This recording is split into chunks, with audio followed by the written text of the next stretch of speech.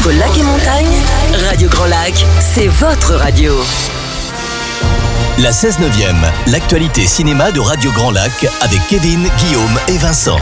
Et bonsoir à toutes et à tous et bienvenue dans la 16/9e, votre émission sur l'actualité cinématographique, toujours sur Radio Grand Lac, 92.fm, le DAB+, radiograndlac.com et les applications smartphone Radio Grand Lac.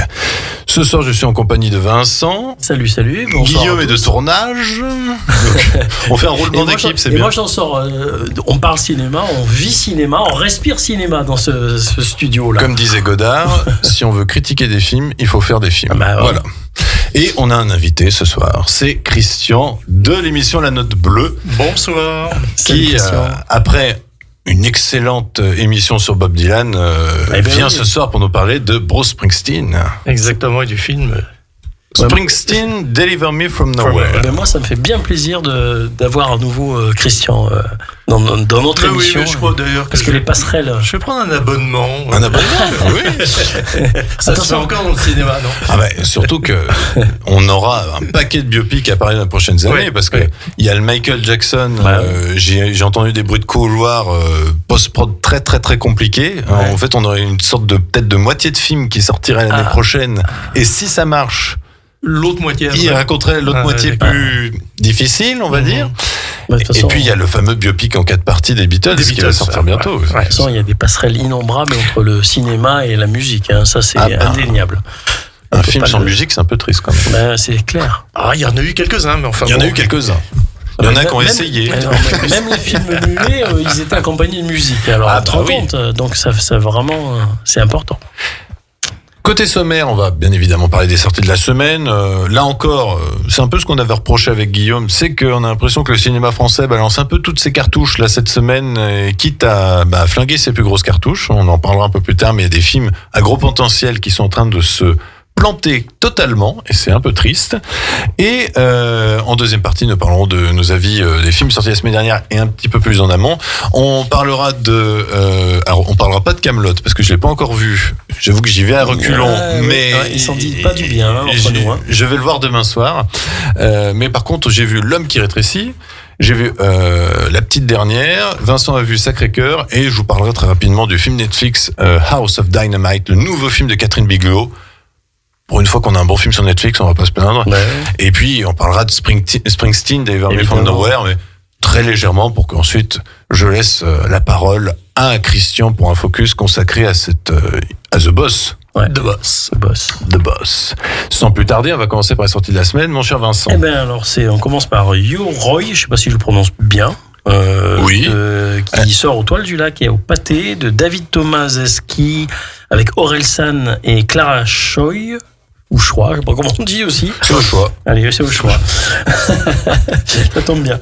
Après une dernière tournée éprouvante, Aurélien décide de s'installer au Japon avec sa femme Nanako, enceinte de leur premier enfant. Alors que le jeune couple emménage dans une maison traditionnelle dans la campagne japonaise, Aurélien découvre dans un puits une armure ancestrale qui va réveiller d'étranges créatures, les yokai.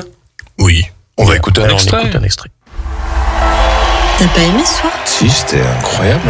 Une fois que c'est fini, est-ce que les responsabilités, les galères... Elle est parfaite. C'est comme chercher, je suis ailleurs. Je suis loin. J'ai jamais tout su. C'est un prétexte à retrouver l'univers de Orelsan, j'ai l'impression. Et ça n'a pas l'air antipathique, mais ça m'attire pas des masses, j'avoue. À ce qui paraît, c'est un sacré délire. Ça peut être pas mal. C'est un sacré délire. Pour même ceux qui aiment bien le côté un peu japanisant, tout ça, apparemment, il y a de très beaux décors qui rendent un peu hommage à Totoro, tout ça. D'accord. Ils sont vraiment allés chercher des décors particuliers. Ah oui, en plus, toi qui es un pro du Japon. Ah, moi j'adore ça, ouais. Mais j'avoue que ça m'intéressait pas non plus. Mais une personne m'y emmener, donc j'ai dit, allez, allons-y. Je dis jamais non au cinéma, comme on dit.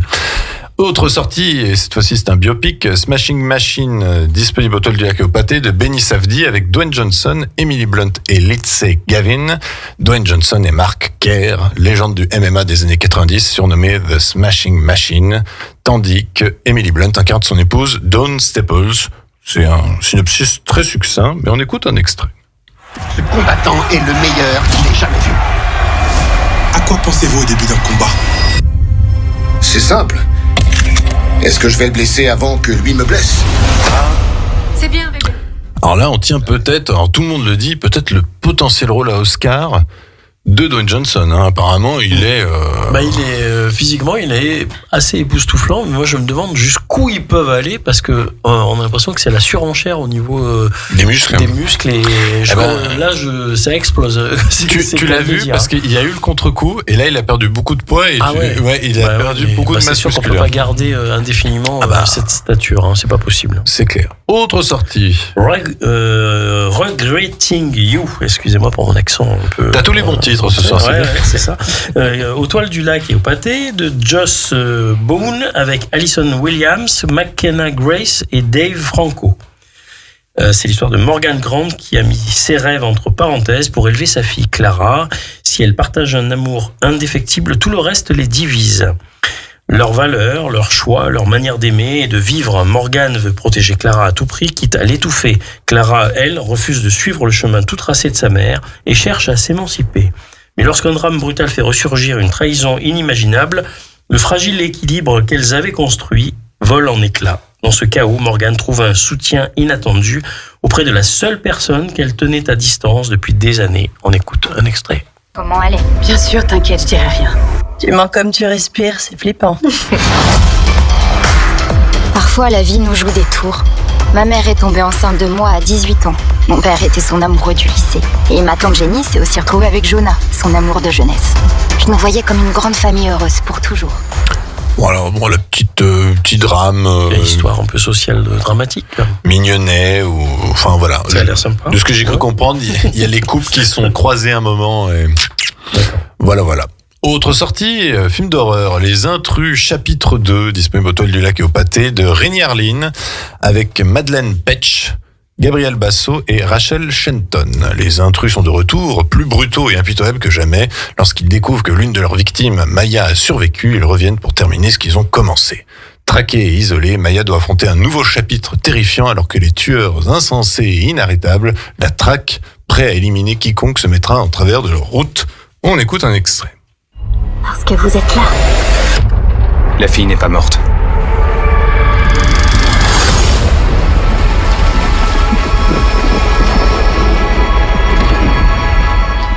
Voilà, donc ça parle beaucoup. Le 1 était nul.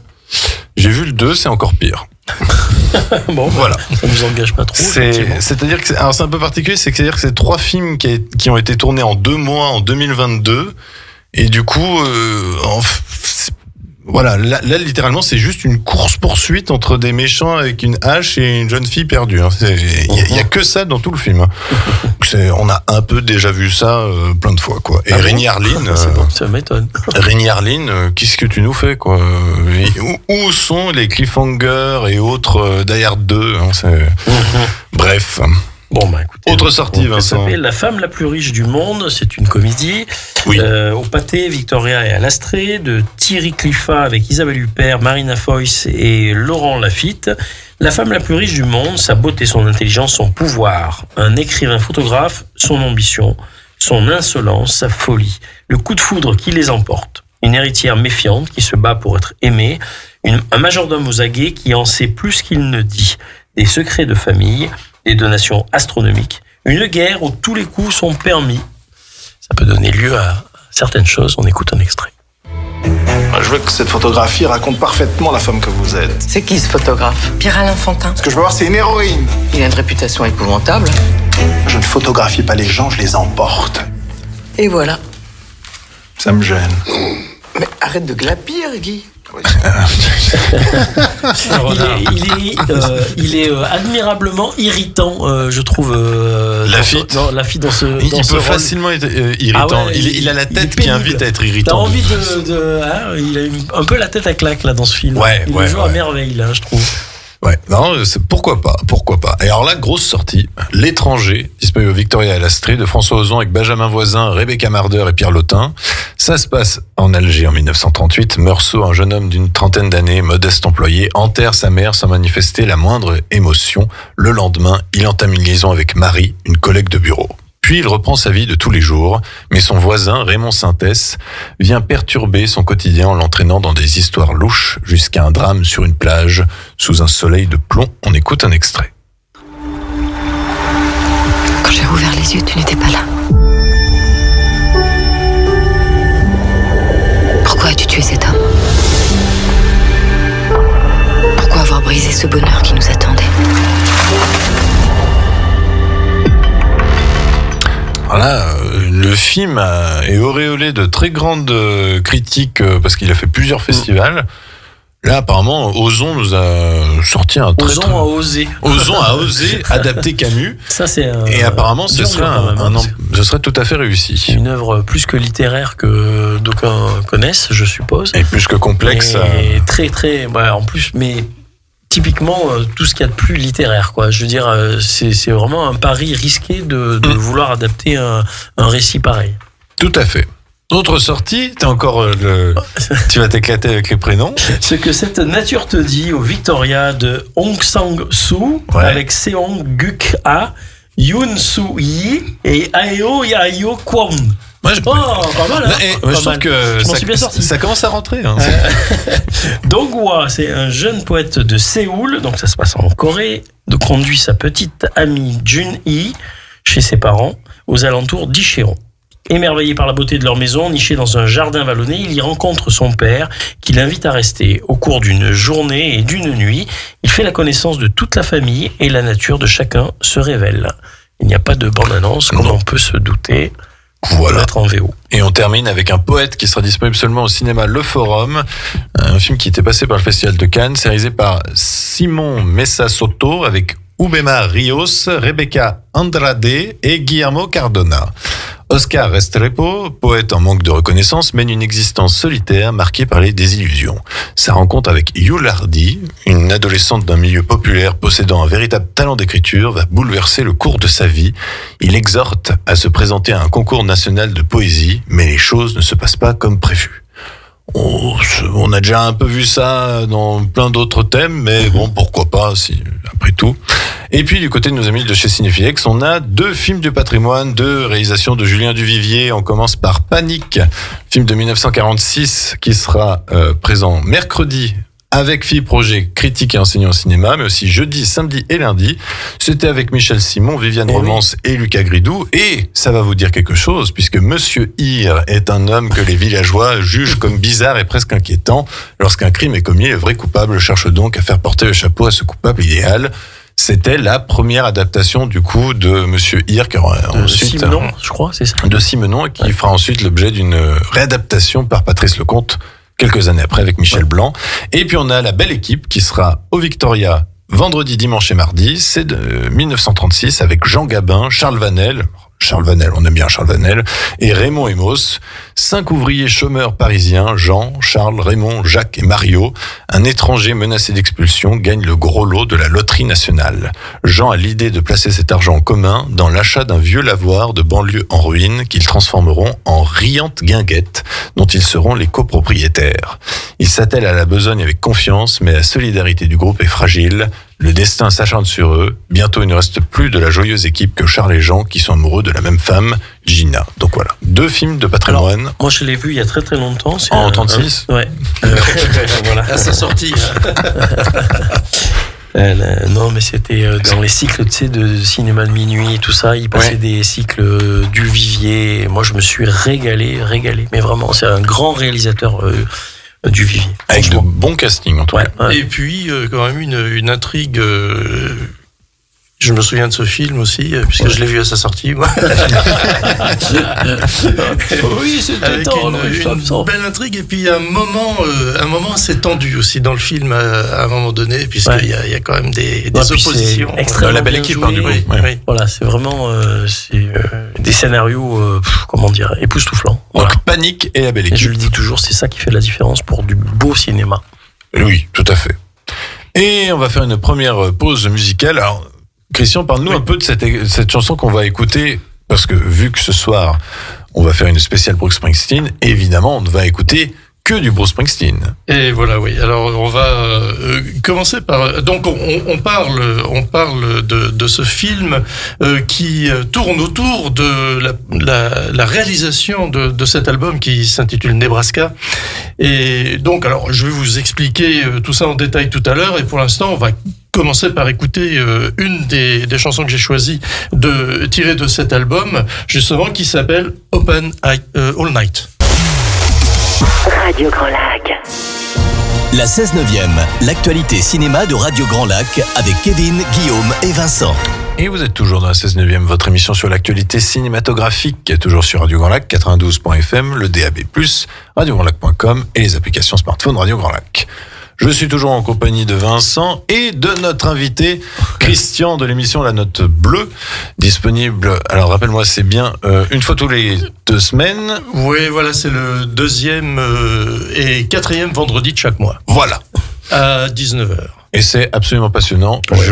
La semaine dernière, j'ai entendu une anecdote super sur Cap Calloway. Donc franchement, surtout que c'est bien une émission à écouter la nuit. Il faut pas l'écouter le matin. Le jazz, oui, il y a un côté intimiste. Et là, en plus, vu que la nuit tombe de plus en plus tôt, on est vraiment dans le spleen qu'il faut. Quoi, là, on est bien. Ouais. Et donc, tu es là ce soir pour parler de Bruce Springsteen, puisqu'on fait une émission spéciale Bruce Springsteen. Mais avant cela, on va donner nos avis sur les films sortis la semaine dernière et un petit peu plus en amont. Et quels sont les films qui sont encore disponibles en salle et qui nous ont déjà probablement conseillés? Alors, les films toujours disponibles, il y a Sirat, que tu avais beaucoup aimé. Et oui, ça fait 2 mois qu'il est en salle, donc ça vous montre à quel point le film est bon. Ouais. Un simple accident. Qui est la Palme d'Or. Et 2 pianos, donc dans lequel vous avez François Civil, Nadia Tereskevich, Hippolyte Girardot et Guillaume Arnoldi. Voilà, on le connaît.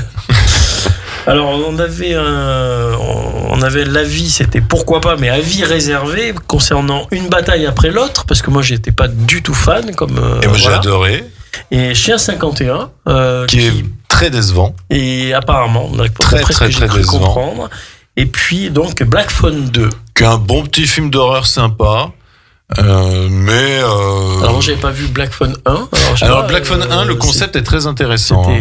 C'est-à-dire que c'est un kidnappeur d'enfants interprété par Ethan Hawke, et on suit du coup un gamin qui se fait kidnapper. Il est enfermé dans une cave, et dans cette cave il y a un téléphone, et à chaque fois qu'il décroche le téléphone, il peut parler avec les victimes les anciennes victimes qui ont péri dans cette cave. D'accord. Et donc qui vont l'aider à sortir et tout ça. Fantastique alors. Totalement.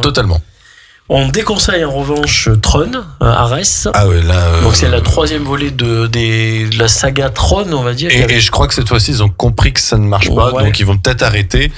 Alors moi je trouve que c'est dommage parce qu'il y a une belle esthétique. Mais c'est ça à chaque fois. S'il y a qu'une belle esthétique, ça fonctionne pas. À chaque fois c'est très beau, la musique est très bonne. Scénario derrière. Parce que la musique c'est du techno, là c'est Nine Inch Nails qui signe la BO, donc elle est bonne. Mais le scénario, il n'y a aucune émotion, quoi. C'est très fade. Et puis on va vous donner nos avis sur les films que l'on a vus. Et toi, en revanche, toi en particulier, Kevin, tu en as vu un paquet, comme d'habitude. Oui, et j'ai envie de dire, il y a que des films que j'ai aimés. Ah ben, donc tant mieux. Ça fait du bien. Alors, on va commencer par L'homme qui rétrécit, la grosse sortie de la semaine dernière, c'était Kaamelott, mais je ne l'ai pas encore vu.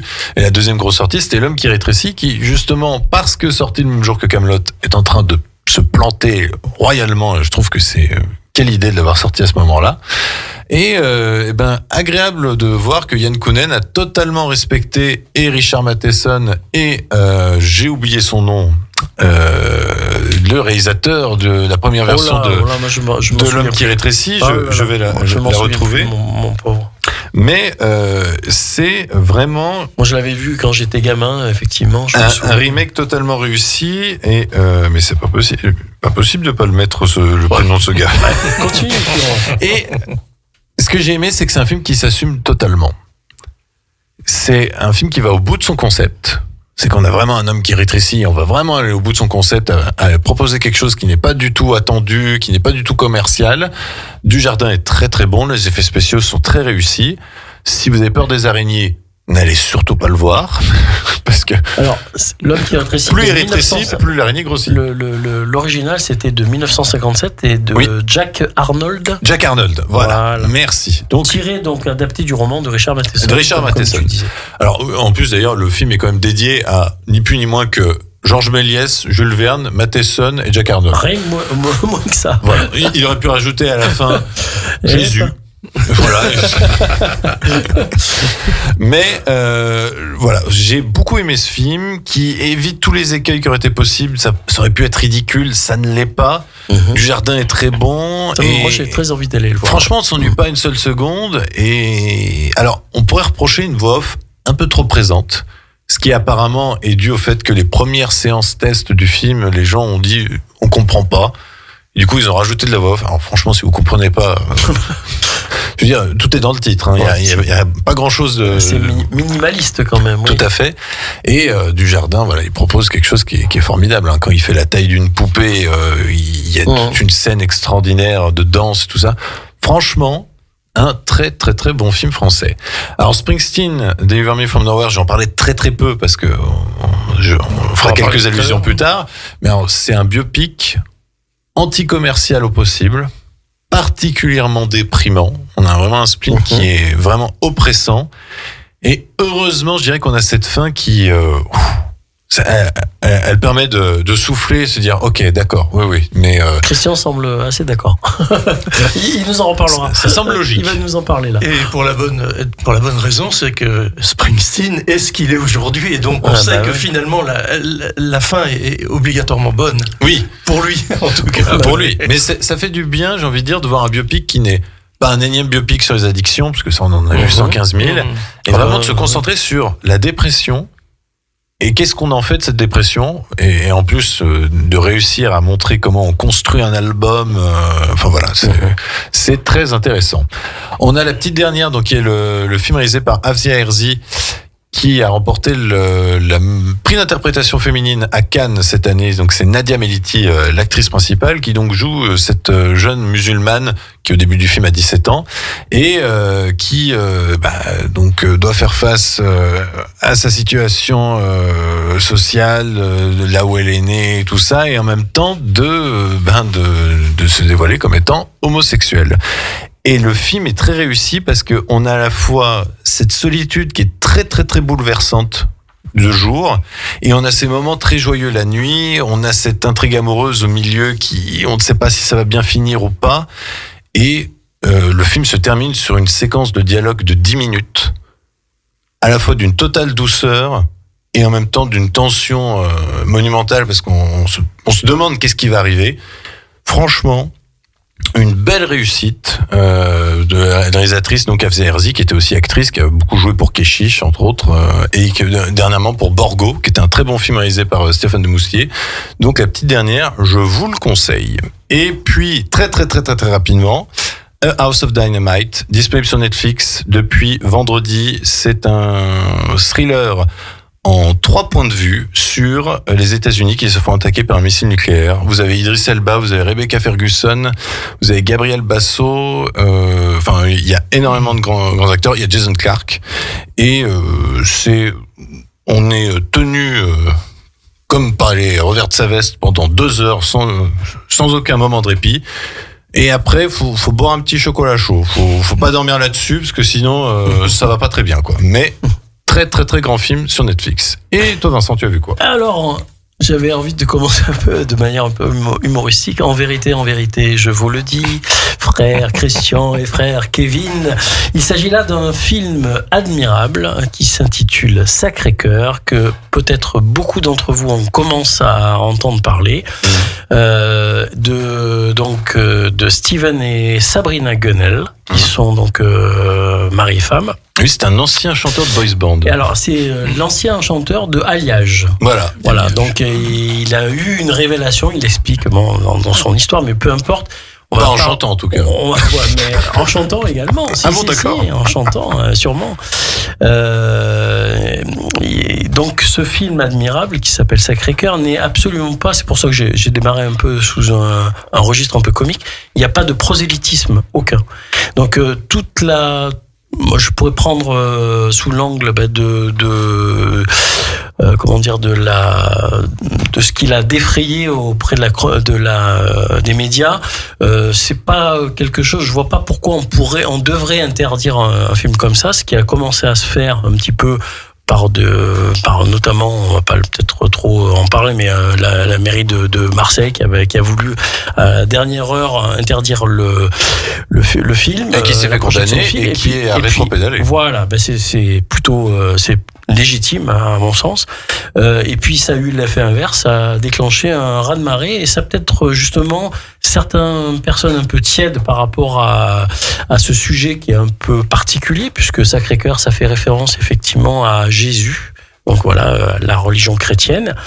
Pour tout dire, donc c'est l'apparition de Jésus à une sœur qui s'appelle Marguerite Marie dans un couvent, je crois, de la Visitation, ouais, il me semble, du au XVIIe siècle et qui est d'ailleurs la seule figure religieuse chrétienne à avoir eu une apparition de Jésus, je crois, il me semble. Donc ceci ne parle pas que de cet événement-là, donc qui est un événement un petit peu particulier, mais retrace aussi plein de personnes qui font le témoignage de la révélation de la foi et de de quelque chose de plutôt éclatant, de rayonnant, qui leur est arrivé dans leur vie. Et il y a vraiment tous les cas de figure en plus de ça. Moi, je trouve que le film est admirablement bien réalisé. Il est magnifique. D'un point de vue photographique, il est magnifique. Les acteurs qui interprètent le passage de l'histoire avec Marguerite Marie sont beaux, ils sont magnifiques, ils sont éclatants. Et c'est plutôt bien retranscrit. Et en plus, donc les témoignages qui sont émaillés tout au long du film qui retracent donc les expériences personnelles de chaque personne, qui parlent de leur de leur croyance. Voilà, pas de leur croyance, du fait qu'ils ont été frappés par la grâce à un moment donné de leur vie. En référence évidemment à Jésus et puis à tout ce que ça libère comme énergie positive et de beauté, quoi, on va dire. Et c'est vraiment très touchant, très poignant. Et moi, j'engage tout un chacun qui ne soit pas. Alors moi, je le dis clairement, j'ai une éducation religieuse, je suis chrétien. Je suis pas quelqu'un qui tu vas pas à la messe tous les dimanches. Je suis pas un grand pratiquant, hein, je vous avoue, je le confesse ici, mes frères. Mais je suis pas allé le voir de manière un peu avec un a priori. Je me suis dit tiens, je vais aller voir ce film, voir ce dont ça parle. Et vraiment, j'engage tous les gens, même athées, agnostiques, à aller voir ce film parce que ça peut être très très éclairant pour leur vie, tout simplement, parce que c'est un film qui fait du bien, c'est un espoir, c'est quelque chose, enfin un film qui parle de l'amour et la beauté et des choses positives. Alors c'est bien d'aller voir des films d'horreur hein, aussi parce que c'est rigolo, mais je veux dire non, puis ça montre aussi que l'humanité c'est pas que voilà, et puis du peace and love, voilà. Hélas. Et donc au travers des vies et des expériences personnelles de toutes ces personnes qui témoignent, il y a vraiment tous les cas de figure, toutes les générations confondues, tous les profils sociaux et tous les profils ethniques aussi, parce qu'il y a des gens qui étaient musulmans, qui se seront trouvés, et ça donne lieu à beaucoup de partages apparemment à l'issue des projections qui sont faites en présence de Steven et Sabrina Gunnell, qui apparemment il y a des exploitants qui au début ne voulaient pas ce film et puis qui voyant l'engouement que ça a pris, évidemment. Moi j'y suis allé, la salle était comble, hein, je vous le dis. J'ai rarement vu ça, même dernièrement. Je veux dire, c'est la première. Ça faisait longtemps que j'avais pas vu une salle comble comme ça. Et vraiment toutes les générations. Hein, c'est pas des personnes âgées. Et à mon sens, c'est pas des personnes simplement qui seraient que catholiques, par exemple, qui iraient voir ce film. Absolument pas. Pour moi, c'est vraiment un film à déguster parce que ça fait du bien à l'âme, voilà, tout simplement. Et donc moi je vous engage à aller le voir. Et puis si vous voulez avoir de l'espoir et peut-être un peu de choses un peu plus gaies et fortes dans votre vie, qui peut être parfois un peu plombante, surtout actuellement. Voilà. Et ben du coup on vous a conseillé 5 films. Donc je vais dire là vous avez de quoi faire. Hein. Parce qu'il n'y a pas un seul mauvais film en ce moment, c'est formidable. Oui. Enfin si, à part ceux qu'on vous a dit avant. en arrêt, ça n'allait pas le voir, s'il vous plaît. Eh ben, écoutez, on va marquer une deuxième pause musicale. Alors là, on va écouter une chanson qu'on connaît beaucoup, mais pas comme on la connaît. Non, voilà. Alors, on va écouter Born in the USA. Mais c'est la toute première version de ce futur tube planétaire qui était en réalité une démo sombre et dépouillée, enregistrée en même temps que Nebraska. Nebraska dont on va parler maintenant. Alors, trop radicalement différente, elle sera retravaillée en 84 avec le E Street Band et ça donnera le tube qu'on connaît. Mais écoutons cette première version. La radio locale pour vous, c'est Radio Grand Lac. La 16/9e, l'actualité cinéma de Radio Grand Lac avec Kevin, Guillaume et Vincent. Et vous êtes toujours dans la 16/9e, votre émission sur l'actualité cinématographique, toujours sur Radio Grand Lac 92.fm, le DAB+, radiograndlac.com et les applications smartphone Radio Grand Lac. Je suis toujours en compagnie de Vincent. Yes. Et de Christian qui nous fait le bonheur, l'honneur, le plaisir. C'est trop d'honneur. D'être notre invité. Ah, écoute, Jacques Gamblin. On fait tout ce qu'on peut pour te Christian, c'est pas normal. Vraiment que du beau monde. Ah bah, on ne côtoie que du beau monde. Hein. Ah, c'est clair. Donc tu es le présentateur de l'émission de la Note Bleue, donc émission de jazz sur Radio Grand Lac. Et ce soir, tu es là pour nous parler de Bruce Springsteen, comme vous avez pu l'entendre un peu auparavant. Alors, dis-nous tout, le micro est à toi. Alors, je suis là pour vous parler de ce film donc qui vient de sortir, Deliver Me From Nowhere, délivrez-moi de nulle part. Ça montre tout en fait. Déjà dans le titre, on sent que ça va pas être très gai. Voilà. J'ai besoin d'être libéré, mais je sais pas de quoi. Et en fait, c'est ça qui est beau. Alors en fait, ce film retrace la genèse de l'album Nebraska, dont on a parlé déjà, enregistré en 1982 par Springsteen. Conçu sur un simple magnétophone 4 pistes dans sa chambre du New Jersey. Ce magnétophone 4 pistes, je peux vous donner les détails. C'est un magnétophone à cassette, 4 pistes, donc c'est des grosses cassettes. C'est un Tascam Porta-Studio, très exactement. C'est un appareil que j'ai connu dans les années 80. C'est un appareil qui était très en vogue à l'époque pour les musiciens qui justement faisaient des bandes démos. Et c'est exactement avec cet appareil. Et donc il avait, alors là on a entendu chanter, on a bien entendu le son. Donc le son de sa voix, c'est capté sur un micro Shure SM57, un micro Shure qui est un micro de légende. Le SM57 et le SM58 sont des micros qui existent depuis maintenant quasiment 50 ans, même peut-être un peu plus. Et on les utilise encore aujourd'hui. Hein. Là ici dans le studio, nous on a des Shure SM7. Oui. Donc on est très sure? Yes, I'm sure. Of course. Et une petite boîte à rythme rudimentaire. Bon, voilà pour ce qui était de la technique. Hein. Mais ce disque, dépouillé et hanté, reflète une étape décisive de sa vie. Nebraska, c'est le moment où Bruce a choisi la sincérité plutôt que de céder aux attentes, une décision qui imprègne encore toute son écriture depuis lors. À ce carrefour, il aurait pu courir après les projecteurs et les stades, mais il a préféré vraiment se tourner vers l'intime, avec pour seules armes le silence, 7 enregistreurs rudimentaires et le courage d'affronter ses propres démons. Alors, il a confié sur ce chapitre de sa vie que c'était le moment le plus intime, le plus retranché de son existence. Il savait pas où il allait en fait. Ah oui. Parce qu'il avait déjà connu le succès. Hein. On a sa discographie. Qu'est-ce qu'il avait fait si on reprend, depuis les clubs d'Ashbury Park, hein, dans lesquels il a joué. Après, en 75, il a sorti ce fameux Born to Run, qui l'a propulsé véritablement. Hein. En 78, il est revenu avec Darkness of the Edge of Town, déjà un peu plus sombre, hein, où il chante la vie des oubliés de l'Amérique. On est un peu dans du répertoire Dylan à cette époque-là, mais il connaît le succès, bien sûr. Hein. En 80, il sort The River, qui lui offre vraiment son premier grand succès commercial, mais il lui manque quelque chose à Bruce Springsteen et il sait pas. Et donc, en 82, il est chez lui dans le New Jersey, et puis il enregistre ce fameux Nebraska. Alors donc, Springsteen a ajouté À propos de ce film, alors là je vais le citer, ce film revisite des années cruciales de mon existence, une période où j'ai composé Nebraska tout en traversant de profondes épreuves personnelles. Je suis infiniment reconnaissant envers Jeremy Allen White, donc l'acteur qui l'incarne, et l'ensemble de la distribution pour leurs interprétations intenses et bouleversantes.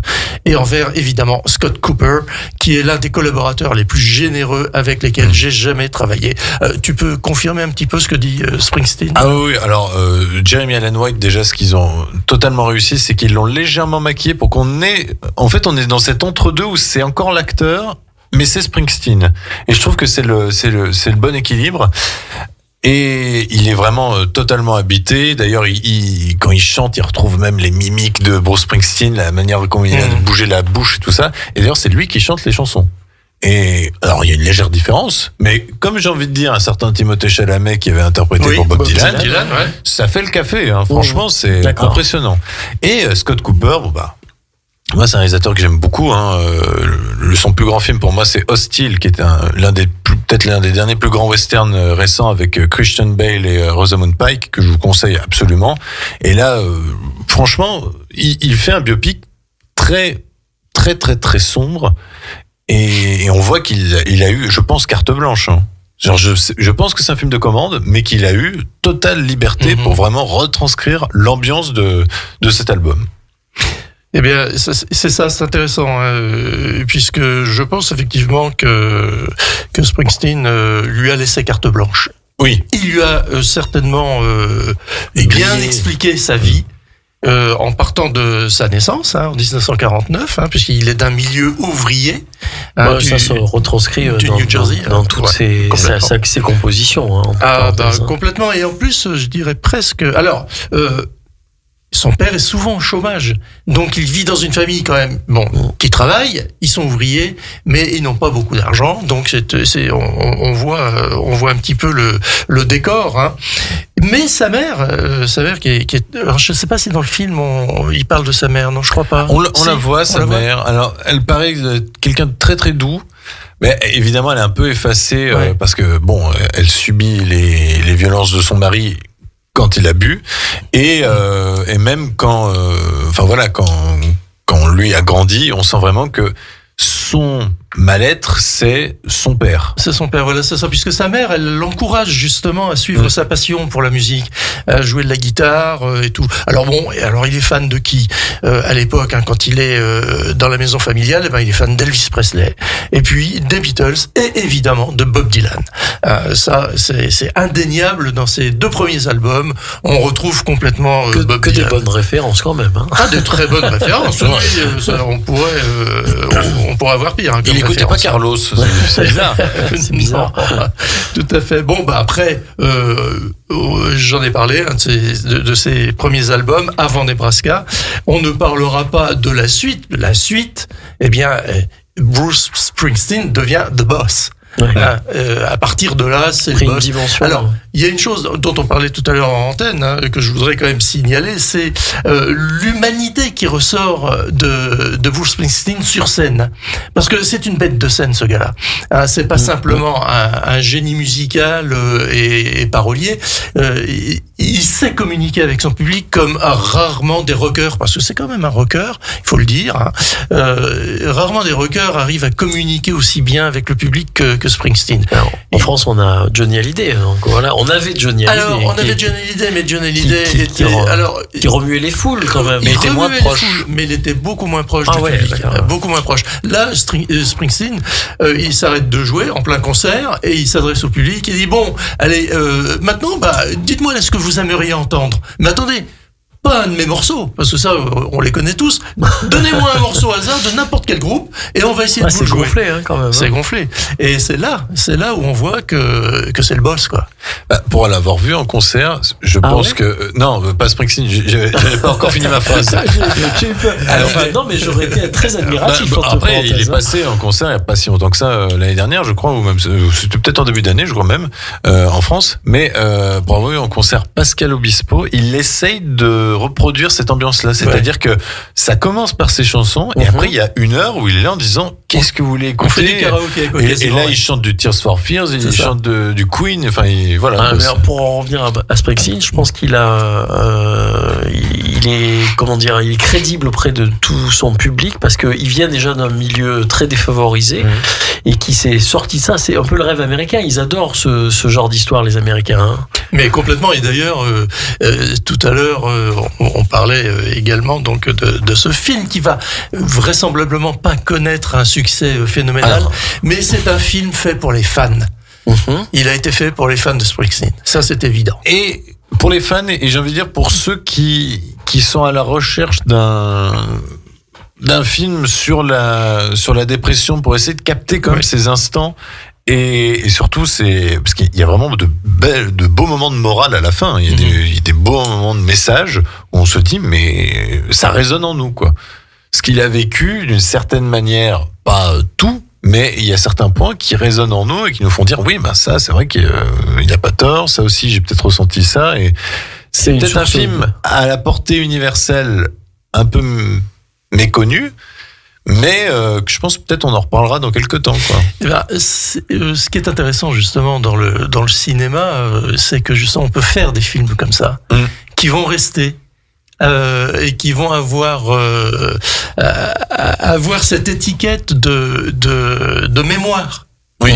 D'une tranche de vie d'un tel ou d'une autre personne, peu importe, mais ça va rester effectivement. Mais en fait, c'est une source d'espoir incommensurable pour les gens qui démontre de toute façon qu'on ne peut pas réussir à faire quelque chose de grand si on n'a pas surmonté des épreuves, peut-être même terribles, parce que je connais pas personne qui soit issu d'un milieu plutôt favorisé avec des bonnes conditions qui devient Bruce Springsteen. Hein. Je suis désolé, mais je pense que ça fait beaucoup aussi. On veut aussi sortir de ces. Donc c'est un truc, indéniable qu'on peut pas. Il faut transcender à un moment donné. Surtout, c'est un film qui invite à vider son sac.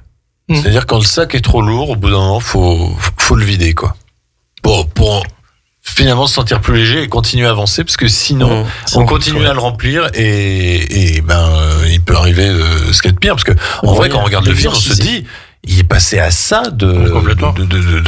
alors, et il n'en parle pas dans le film, mais on se dit, il est dans un tel mal-être. Et puis c'est vraiment le titre du film. C'est ça. Vivre en mode nulle part. Pendant tout le film, pendant même une bonne heure, on se dit mais pourquoi t'es comme ça? Pourquoi t'as un mal-être et tout ça? Tu dis oui, ça c'est des choses du passé, mais pourtant tes albums ils marchent et en fait ça augmente et là on comprend mieux et à la fin est vraiment très réussi. C'est livré complètement là. On est en plein spleen baudelairien de toute manière. Totalement, ouais. C'est ça, le mal-être du musicien. Tous les artistes, pas rien que les musiciens, mais tous les artistes ont ce passage. Et ça a donné des drames aussi dans le domaine de la peinture. Ils exacerbent leurs problèmes. Ils ne sont jamais satisfaits. Bien sûr. Le vrai talent d'un créatif, c'est de ne jamais être satisfait de ce qu'il fait. Il veut toujours aller plus loin, il veut toujours trouver autre chose. Et là, on a la preuve. Alors, ce disque, donc cet album, c'est un album de 10 titres qui est sorti le 30 septembre 1982. Alors dessus, on a Nebraska, Atlantic City, Mansion. Bon, il y a 10 titres.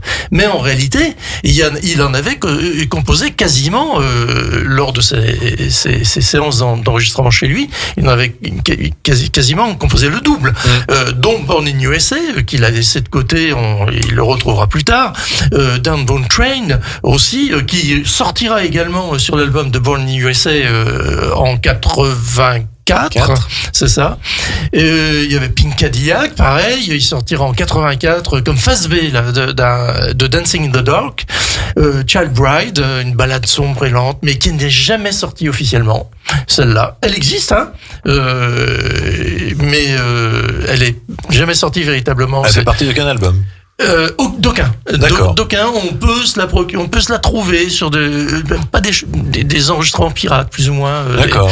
Mais voilà, donc sinon, elle est sur aucun album. Losing Kind, c'est pareil, resté inédite officiellement, mais alors là, c'est pareil, connu des fans grâce aux enregistrements pirates, puisqu'elle a été jouée, tous ces morceaux ont été joués. The Big Payback, ouais, ça c'est pareil. C'est jamais sorti sur aucun disque, mais parfois joué en concert, et donc on peut la trouver sur certains coffrets ou des bootlegs comme ça. Et puis Johnny Bye Bye. Alors Johnny Bye Bye, qu'est-ce que c'est que l'histoire de ce morceau? Eh bien, ça a été inspiré par la mort d'Elvis Presley. Il était fan d'Elvis Presley, il faut le rappeler, on l'a dit. Et donc, elle va être légèrement retravaillée ensuite et publiée en phase B du single I'm on Fire en 1985. Donc voilà, sur une période de 1982 à 1985, on a les éléments essentiels de Nebraska. Le disque lui-même, le LP Nebraska, et puis les autres morceaux, soit qui sont sortis, soit qui ne sont pas sortis, et qu'on peut peut-être se procurer pour les fans extrêmes. Voilà. Donc la conclusion quand même, c'est un film à voir. C'est un film à voir. Peut-être pas accessible à tout le monde, ça c'est sûr. Et est-ce que c'est un film que vous avez envie de voir? Est-ce que c'est le bon moment d'aller voir ce genre de film? Je ne sais pas. Mais en tout cas, c'est au moins un biopic singulier. C'est pas le commercial, mais finalement comme a été celui avec Bob Dylan, qui était très intéressant et qui justement montrait un destin un peu plus différent de ce qu'on a l'habitude de voir dans les biopics musicaux où c'est il est accro à la drogue, accro à l'alcool. Enfin, là au moins ça change. Et le fait de vraiment s'être concentré juste sur cette période très très courte. C'est vrai que c'est assez surprenant parce que généralement on a des biopics. C'est la carrière totale. Quoi. Alors la première scène, il naît. La dernière scène, il meurt. Enfin, au bout d'un moment, c'est juste une fiche Wikipédia complète. Quoi. C'est ça. Et là, vraiment, c'est. Oui, mais c'est un parti pris effectivement artistique qui peut être intéressant, mais le mot c'est ça peut être un pari risqué aussi. Ah bah oui. Mais là, je crois que c'est l'introspection totale. Oui, mais je crois que si jamais il avait voulu faire un film sur Springsteen depuis sa naissance jusqu'à aujourd'hui, ça aurait été moins. Et ça aurait été tellement rapide de survoler tout ça. Ah bah là, c'est pas possible. Donc là, c'est un film de fond. Alors, moi, je sais pas si ça remporte autant d'engouement pour les Français. Non. Je pense pas. Ça, c'est sûr. Parce que c'est quand même une figure mythique du rock et de la folk américaine qui parle à une certaine couche de la population socialement parlant aux États-Unis quand même. Oui, il a un plus grand public aux États-Unis qu'en Europe, mais il dépasse des foules immenses. Mais bien sûr, mais même en Europe et même en Asie, il fait ça le comble en France. Il remplit des stades partout dans le monde. Il y a aucun problème. Mais dans ce monde, il y a les fans, les vrais, les purs et durs. Et puis après, le grand public, comme on l'appelle, qui peut aller aussi bien à un concert de Johnny Hallyday à l'époque où il était encore de ce monde, qu'à un concert de Springsteen. Alors, toi, t'es aficionados de Springsteen, je suppose, Christian. Alors, j'ai commencé, si tu veux, au niveau musical, je suis très éclectique. Oui. Je suis très éclectique. Bon, pourquoi je fais une émission de jazz? C'est parce que quelque part, c'est l'histoire de cette musique qui m'intéresse le plus. Mais en tant que musicien, j'ai commencé par le rock. J'ai fait du rock comme tout le monde, dans des groupes de rock, en tournée, française et même européenne. Oui, je gratouille un peu. Oui, plus beaucoup maintenant, j'ai plus beaucoup de temps. Mais voilà, sinon, effectivement, je pourrais faire une émission sur le rock aussi, pas sur le country, parce qu'on a déjà un spécialiste. Là, tu te... Je dévie. Alors, j'aime bien Springsteen, mais... Par exemple, quel titre tu apprécies et que tu conseillerais d'ailleurs à des auditeurs qui ne connaîtraient pas d'ailleurs? Sans aucun doute, c'est Born in the USA. Pourquoi? La version... C'est emblématique, c'est sûr. Mais c'est même pas ça. C'est la version avec le Street Band. C'est la version qui a une telle pêche. La première fois que je l'ai entendu, ce truc, je me suis dit... Ça remue, lui, je suis d'accord. il a le drapeau américain au-dessus de la tête, quoi. Le premier son, Le premier son est tout de suite reconnaissable. Mais alors, ce qui est fort, c'est que quand on l'entend dans cette version de 82, par contre, dans le film, on comprend que finalement, il dit pas nécessairement que c'est quelque chose de formidable. Et c'est d'autant plus cocasse quand on réfléchit que Ronald Reagan s'était emparé cette chanson comme pour son slogan, pour sa promotion, alors qu'en fait, la musique voulait dire l'inverse, quoi. Oui, mais malgré tout, avec quand même une certaine reconnaissance à ce pays qui lui a permis de sortir de ce milieu ouvrier. C'est ça. Pour devenir une star internationale, une star mondiale. C'est pas rien. Non, mais c'est American Dream. C'est sûr qu'on peut pas l'oublier, ce titre. Quand on l'a entendu une fois, ça marque à vie, je trouve, moi. Non, puis en plus, c'est un morceau qui tourne bien. Tu sais, dans les morceaux, il y a des morceaux, tu dis ouais, tiens, c'est bien, c'est sympa, mais t'en as d'autres, tout de suite, t'es pris dans le truc, t'es pris dans le rythme, t'es pris dans le, et ça tourne, ça fonctionne, ça cette pochette d'album avec la casquette dans le jean, ça, c'est mythique, quoi. Ouais. C'est vrai. Bon, voilà. Maintenant, dans la musique rock, moi, j'étais plus versé dans le rock progressif à l'époque. Dans les années 70, c'était Genesis, Yes. Voilà, il y avait d'autres groupes qui m'intéressaient plus que Springsteen, il faut le dire, hein, malgré tout. Alors, Springsteen on peut peut-être en parler un tout petit peu. Springsteen et le cinéma, le lien, il y a quand même certaines bandes son de films mythiques dont on a parlé en off. Qui ont été faites par Springsteen et entre autres donc Streets of Philadelphia qui ouvre le film j'ai même envie de dire, parce que c'est pas du tout galvaudé, le chef-d'œuvre Philadelphia, parce que là très vraiment un très grand film. Et puis tu avais aussi parlé de Crossing Guards avec une musique qui, je crois que c'est Missing, et une intro avec Jack Nicholson qui sort d'un immeuble ou d'un lieu clos, qui va dans la rue, qui est bondé et qui allume une clope sur la musique de Missing, et c'est hypnotisant. C'est vraiment c'est une des plus belles intros de cinéma, je trouve, avec cette musique là qui est entêtante et qui, avec la gueule de Nicholson là qui déambule en faisant des manières un petit peu particulières, en allumant sa clope, c'est extraordinaire, je trouve. Et est-ce qu'au final tu conseilles l'écoute de l'album Nebraska? Alors moi, je l'ai réécouté.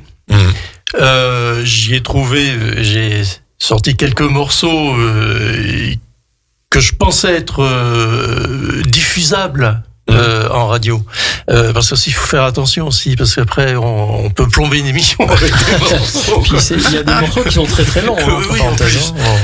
Alors oui, c'est quand même à écouter, ne serait-ce que maintenant que le film est sorti, et si jamais on va voir le film, il faut écouter l'album. Oui, bien sûr, parce qu'on comprendra ce qui se passe là, dans cet album, et surtout on comprendra comment il a été fait, puisqu'en fait on l'a pas vraiment explicité là dans l'émission, on en a parlé en off, mais on l'a pas vraiment dit, mais en fait il a quand même essayé d'enregistrer toutes ces bandes démos avec le E Street Band, ça ne fonctionnait pas, il n'y arrivait pas, et donc finalement son producteur il a dit mais écoute, on garde, on en prend 10 là, tu prends ce que tu veux et on en fait un album.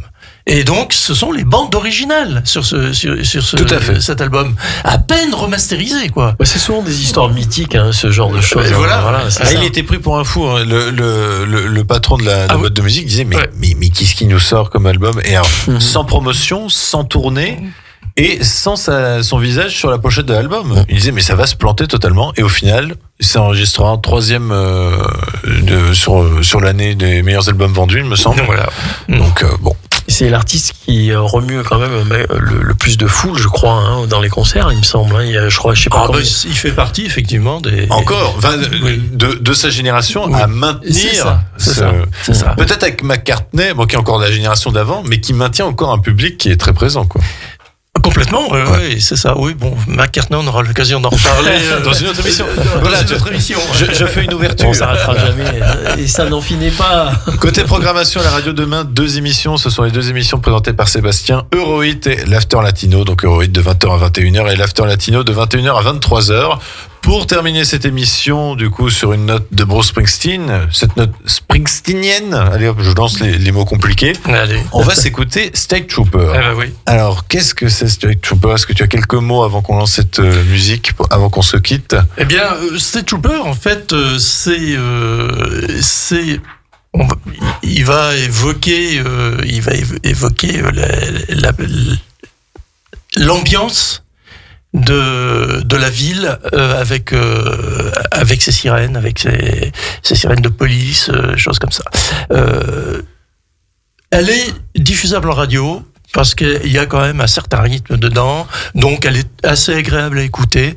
Elle est pas trop, enfin, les paroles sont quand même relativement sombres, mais elle est quand même audible en radio. Voilà. Et bon, bah, ça fait partie de cet album. Voilà, j'aurais pu. Bah oui, il y avait un autre morceau aussi, Highway Patrolman. Il parle aussi là de la police, de l'autoroute, hein, de la police autoroutière là. Bon, voilà, il décrit complètement la vie. Et puis alors, on a l'impression que ça se passe toujours la nuit, quoi. On a l'impression que le jour, il n'existe pas, quoi. Et ça vient de me revenir parce qu'on en parle dans le film, décidément, mais je vous promets qu'après. C'est que un des films qu'il regarde à la télé et qui lui évoque aussi pas mal de ses chansons, c'est La Balade sauvage de Terrence Malick. Ah ouais. Il regarde ce film à la télé et directement le lendemain, il commence à gratter tout ça. Ouais. Donc voilà, si vous avez envie aussi de voir La Balade sauvage. J'avais moi envie de dire Radio Grand Lac, Born in the Aix-les-Bains. Born in the Aix-les-Bains. On s'écoute State Trooper. Passez une très bonne semaine à vous et surtout, allez en salle.